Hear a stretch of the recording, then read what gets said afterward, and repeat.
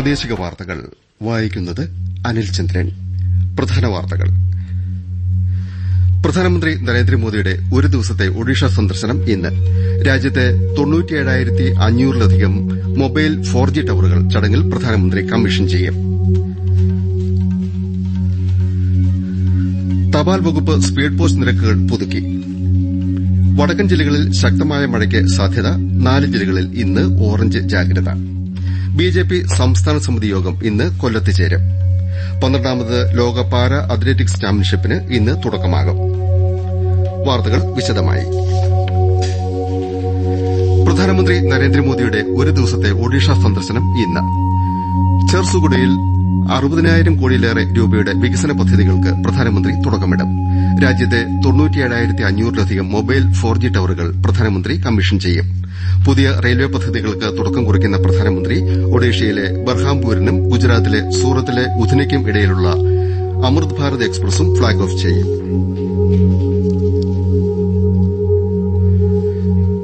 തപാൽ വകുപ്പ് speed post നിരക്കുകൾ പുതുക്കി. പുതിയ താരിഫ് ഒക്ടോബർ 1-ന് നിലവിൽ വരും. 50 ഗ്രാമിൽ കുറഞ്ഞ രേഖകൾ മാത്രമടങ്ങുന്ന പ്രാദേശിക തപാലിന് 200 കിലോമീറ്ററിന് താഴെ 19 രൂപയാണ് പുതുക്കിയ നിരക്ക്. 200 കിലോമീറ്ററിന് മുകളിൽ നിരക്ക് 47 രൂപയായിരിക്കും. തപാൽ സാധനങ്ങളുടെ ഭാരവും ദൂരവും പരിഗണിച്ച് നിരക്കിൽ മാറ്റം വരും. വിദ്യാർത്ഥികൾക്ക് നിരക്കിൽ 10% കുറവും ലഭ്യമാക്കും. 2012-ലാണ് ഇതിനു മുൻപ് ഇൻലാൻഡ് സ്പീഡ് പോസ്റ്റ് നിരക്ക് പുതുക്കിയത്.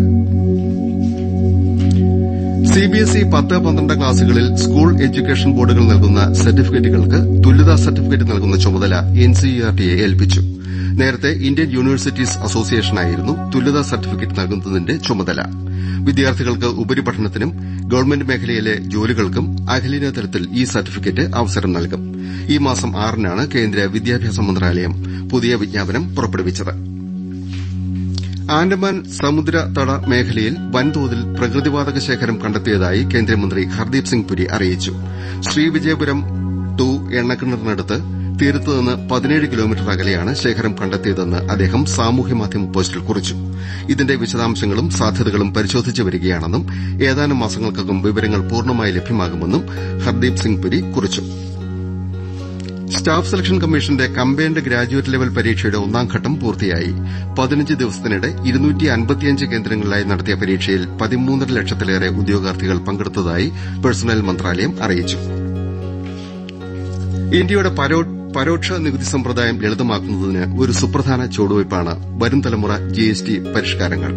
സാധനങ്ങളുടെയും സേവനങ്ങളുടെയും നികുതി നിരക്കുകൾ കുറച്ചത് പൌരന്മാർക്ക് ഏറെ ആശ്വാസം പകരുന്നു. ഒരു റിപ്പോർട്ട്.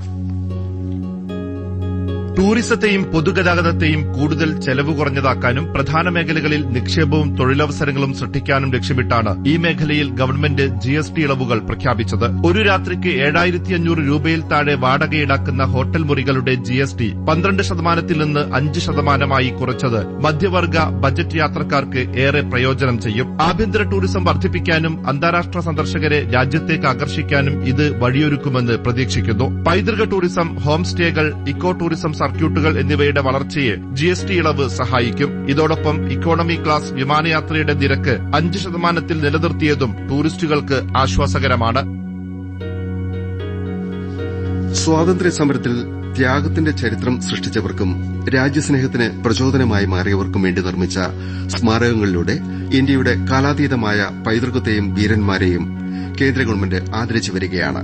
ആകാശവാണി സേവാപർവ് പരമ്പരയിലൂടെ ഇന്ത്യയുടെ പൈതൃകവും പോരാട്ടവീര്യവും വിശദീകരിക്കുന്നു.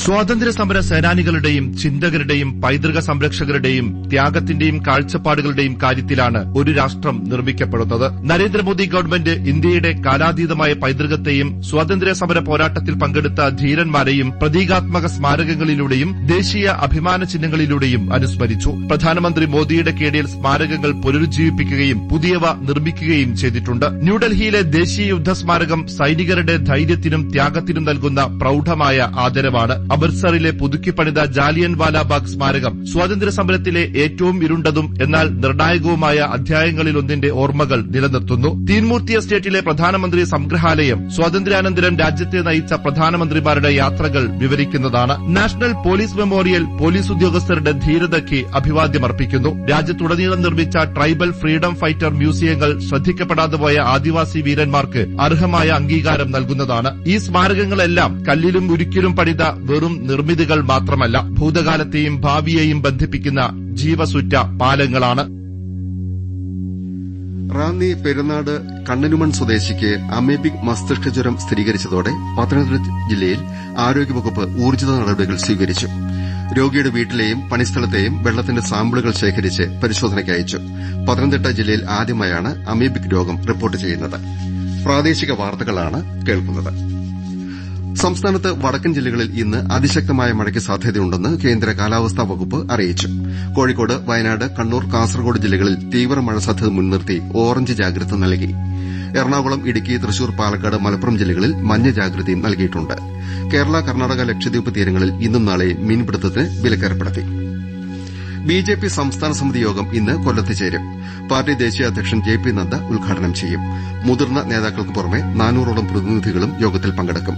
തദ്ദേശ തെരഞ്ഞെടുപ്പിന്റെ ഒരുക്കങ്ങളും സമകാലിക വിഷയങ്ങളിലെ സമരപരിപാടികളും സംസ്ഥാന സമിതിയിൽ ചർച്ചയാകും. തർക്കത്തെ തുടർന്ന് മാറ്റിവെച്ച 71ാമത് നെഹ്റു ട്രോഫി വള്ളംകളിയുടെ മത്സരഫലം പ്രഖ്യാപിച്ചു. വള്ളങ്ങളുടെ ബോണസ് അടുത്തയാഴ്ച വിതരണം ചെയ്യും. ആലപ്പുഴയിൽ നിന്ന് ആർ രവികുമാർ. കഴിഞ്ഞ ആഗസ്റ്റ് 30 നടന്ന നെഹ്റു ട്രോഫി ജലോത്സവത്തിൽ ഫൈനലിൽ ജലരാജാക്കന്മാരുടെ ഫിനിഷിംഗ് ഫലപ്രഖ്യാപനം പോലും അസാധ്യമാക്കുന്ന തരത്തിലായിരുന്നു. നെഹ്റു ട്രോഫിയുടെ ചരിത്രത്തിൽ ഇത്രയേറെ വാശിയേറിയ മത്സരം നടക്കുന്നത് ആദ്യമായിട്ടാണ്. കൈനകരി ബോട്ട് ക്ലബ് തുഴഞ്ഞ പായിപ്പാടൻ ചുണ്ടന്റെ 1ാം സ്ഥാനം മാത്രമാണ് പ്രഖ്യാപിച്ചത്. ബാക്കി വിജയികളെ ജൂറി ഓഫ് അപ്പീൽ നിശ്ചയിക്കുകയായിരുന്നു.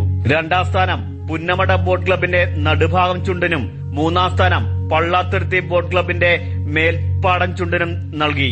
ആലപ്പുഴ ജില്ലാ കളക്ടർ അലക്സ് വർഗീസിന്റെ അധ്യക്ഷതയിൽ ചേർന്ന Nehru trophy boat race society യോഗമാണ് ഈ ഫലപ്രഖ്യാപനം നടത്തിയത്. ഏഷ്യാകപ്പ് ക്രിക്കറ്റ് സൂപ്പർ ഫോറിൽ ഇന്നലെ ഇന്ത്യ ശ്രീലങ്കയെ തോൽപ്പിച്ചു. സൂപ്പർ ഓവറിലാണ് ഇന്ത്യയുടെ വിജയം. ഇരു ടീമുകളും 5 വിക്കറ്റ് നഷ്ടത്തിൽ 202 റൺസ് വീതം എടുത്തതിനെ തുടർന്ന് മത്സരം ടൈ ആവുകയായിരുന്നു. സൂപ്പർ ഓവറിൽ ശ്രീലങ്ക 5 പന്തിൽ 2 വിക്കറ്റിന് 2 റൺസ് എടുത്തു. സൂര്യകുമാർ യാദവ് ആദ്യ പന്തിൽ തന്നെ 3 റൺസ് എടുത്തതോടെയാണ് ഇന്ത്യ ജേതാക്കളായത്. നാളെയാണ് ഏഷ്യാകപ്പിൽ ലോകം കാത്തിരിക്കുന്ന ഇന്ത്യ പാകിസ്ഥാൻ ഫൈനൽ. 12ാമത് ലോക പാരാ അത്ലറ്റിക്സ് ചാമ്പ്യൻഷിപ്പിന് ന്യൂഡൽഹിയിലെ ജവഹർലാൽ നെഹ്റു സ്റ്റേഡിയത്തിൽ ഇന്ന് തുടക്കമാകും. 9 ദിവസത്തെ ചാമ്പ്യൻഷിപ്പിൽ ഒരു മിക്സഡ് ഇനം ഉൾപ്പെടെ ആകെ 186 മെഡൽ ഇനങ്ങളിലാണ് മത്സരം. 100ലേറെ രാജ്യങ്ങളിലെ 1000-ലധികം അത്ലറ്റുകൾ ചാമ്പ്യൻഷിപ്പിൽ പങ്കെടുക്കും. അടുത്ത മാസം 5-ന് ചാമ്പ്യൻഷിപ്പ് സമാപിക്കും. സുബ്രത കപ്പ് ജേതാക്കളായ കേരള സ്കൂൾ ടീമിന് വൈകിട്ട് കോഴിക്കോട് ഫാറൂഖ് ഹയർ സെക്കൻഡറി സ്കൂളിൽ സ്വീകരണം നൽകും. മന്ത്രി പി എ മുഹമ്മദ് റിയാസ് മുഖ്യാതിഥിയായി പങ്കെടുക്കും. ഫാറൂഖ് ഹയർ സെക്കൻഡറി സ്കൂൾ ടീമാണ് ടൂർണമെന്റിൽ കേരളത്തെ പ്രതിനിധീകരിച്ചത്. കടൽ തീരങ്ങളിലെ മാറ്റങ്ങളെക്കുറിച്ച് പഠനം നടത്തുന്നതിനായി കണ്ണൂർ ജില്ലാ പഞ്ചായത്തും കണ്ണൂർ സർവകലാശാലയും ധാരണാപത്രം ഒപ്പുവച്ചു. പദ്ധതി പ്രകാരം ജില്ലയിലെ തീരദേശ പഞ്ചായത്തുകളെയും കടലോരത്തെയും പ്രത്യേകമായി നിരീക്ഷിക്കും. കണ്ണൂരിൽ നിന്ന് കെ ഒ ശശിധരൻ. കാലാവസ്ഥാ വ്യതിയാനത്തിന്റെ പശ്ചാത്തലത്തിൽ തീരദേശ മേഖലയിൽ സംഭവിക്കുന്ന മാറ്റങ്ങൾ പഠിക്കുക എന്നതാണ് ഇതിലൂടെ ലക്ഷ്യമിടുന്നത്. തീരദേശ പഠനത്തോടൊപ്പം ജലസ്രോതസ്സുകളിൽ അടിഞ്ഞുകൂടുന്ന മൈക്രോ പ്ലാസ്റ്റിക് മാലിന്യങ്ങളും പഠന വിധേയമാക്കും. ജില്ലാ പഞ്ചായത്തിന്റെ ദുരന്ത നിവാരണ കാലാവസ്ഥാ വ്യതിയാനം സംബന്ധിച്ച വർക്കിംഗ് ഗ്രൂപ്പാണ് പദ്ധതി വിഭാവനം ചെയ്തത്. വിവര സാങ്കേതിക വിദ്യ, റിമോട്ട് സെൻസിംഗ്, GIS എന്നിവയുടെ സഹായത്തോടെയും തീരദേശ തദ്ദേശ സ്വയംഭരണ സ്ഥാപനങ്ങൾ, കുടുംബശ്രീ, വായനശാലകൾ എന്നിവ ഉൾപ്പെടെയുള്ള സംവിധാനങ്ങളും വഴി ജനകീയമായാണ് പഠനം നടത്തുക. പദ്ധതിക്കായി 6.5 ലക്ഷം രൂപ ജില്ലാ പഞ്ചായത്ത് വകയിരുത്തും. സർവകലാശാലയ്ക്ക് വേണ്ടി രജിസ്ട്രാർ പ്രൊഫസർ ജോബി കെ ജോസും ജില്ലാ പഞ്ചായത്തിനായി സെക്രട്ടറി ടൈനി സൂസൻ ജോണുമാണ് ധാരണാപത്രത്തിൽ ഒപ്പുവച്ചത്. മാതാ അമൃതാനന്ദമയിയുടെ 72ാം ജന്മദിനാഘോഷ പരിപാടിയുടെ ഭാഗമായി കൊല്ലം വള്ളിക്കാവ് അമൃത വിശ്വപീഠം ക്യാമ്പസിലെ അമൃതവർഷം പരിപാടിയിൽ കേന്ദ്ര സഹമന്ത്രി ഡോക്ടർ എൽ മുരുകൻ പങ്കെടുക്കും. കേന്ദ്രമന്ത്രി ജെ പി നദ്ദ, കേന്ദ്ര സഹമന്ത്രി ജോർജ് കുര്യൻ എന്നിവരും പരിപാടിയിൽ പങ്കെടുക്കുന്നുണ്ട്. അമൃതകീർത്തി പുരസ്കാരം എഴുത്തുകാരൻ പി ആർ നാഥന് സമ്മാനിക്കും. പ്രധാന വാർത്തകൾ വീണ്ടും. പ്രധാനമന്ത്രി നരേന്ദ്രമോദിയുടെ ഒരു ദിവസത്തെ ഒഡീഷ സന്ദർശനം ഇന്ന്. രാജ്യത്തെ 97,500-ലധികം മൊബൈൽ 4G ടവറുകൾ ചടങ്ങിൽ പ്രധാനമന്ത്രി കമ്മീഷൻ ചെയ്യും. തപാൽ വകുപ്പ് സ്പീഡ് പോസ്റ്റ് നിരക്കുകൾ പുതുക്കി. വടക്കൻ ജില്ലകളിൽ ശക്തമായ മഴയ്ക്ക് സാധ്യത. 4 ജില്ലകളിൽ ഇന്ന് ഓറഞ്ച് ജാഗ്രത. 12ാമത് ലോക പാര അത്ലറ്റിക്സ് ചാമ്പ്യൻഷിപ്പിന് ഇന്ന് തുടക്കം. പ്രാദേശിക വാർത്തകൾ കഴിഞ്ഞു.